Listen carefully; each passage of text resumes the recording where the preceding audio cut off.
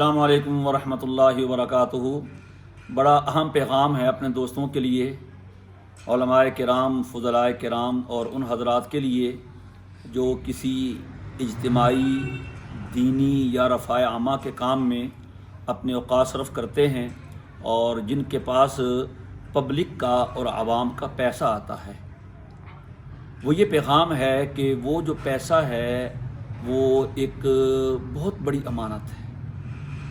کوئی اس کا حساب لے نہ لے، کوئی اس کا حساب مانگے نہ مانگے، اس کا حساب شفاف رکھنا یہ دیانتداری کے لیے، امانت داری کے لیے بہت ضروری ہے۔ نبی کریم علیہ الصلاۃ والسلام کی ہدایات میں سے اکثر یہ ہدایت ہوتی تھی، لا ایمان لمن لا امانت لہ ولا دین لمن لا عہد لہ، کہ جس کو امانت کی پاسداری نہیں ہے اس کا کوئی ایمان نہیں ہے، اور جو وعدے کی پابندی نہیں کرتا اس کا کوئی دین نہیں۔ یہ رقوم ہمارے پاس قوم کی امانت ہے، ہماری ملکیت نہیں ہے، اور ہم نے جس مقصد کے لیے لی ہے اسی مقصد میں خرچ کرنا یہ ہمارے ذمے ہے۔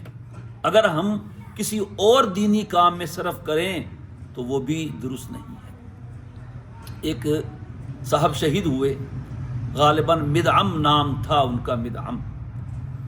تو صحابہ نے ان کی شہادت کی مبارک پیش کی، ہنی اللہ الشہادہ، ہنی اللہ الشہادہ۔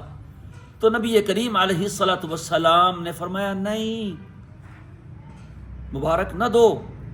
کیا ہوا کہ اس نے مال غنیمت میں سے ایک چادر اٹھا کے اپنے اوپر اوڑھ لی تھی، اب وہ چادر آگ کی بن کے اس کو آگ لپٹی ہوئی ہے۔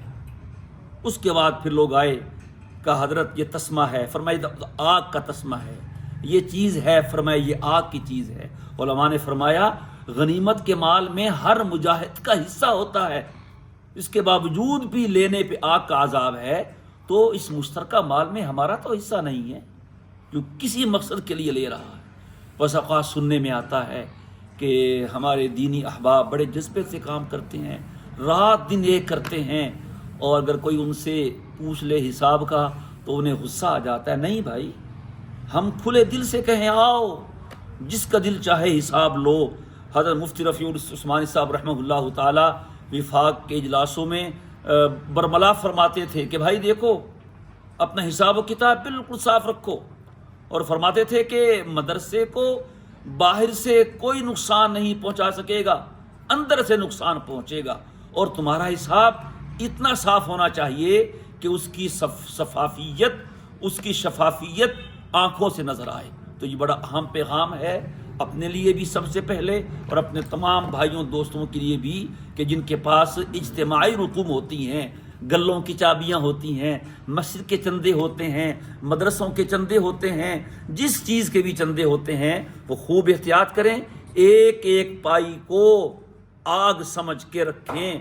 اللہ تعالی ہم سب کو اس کا اہتمام کرنے کی توفیق عطا فرمائے۔ السلام علیکم ورحمۃ اللہ وبرکاتہ۔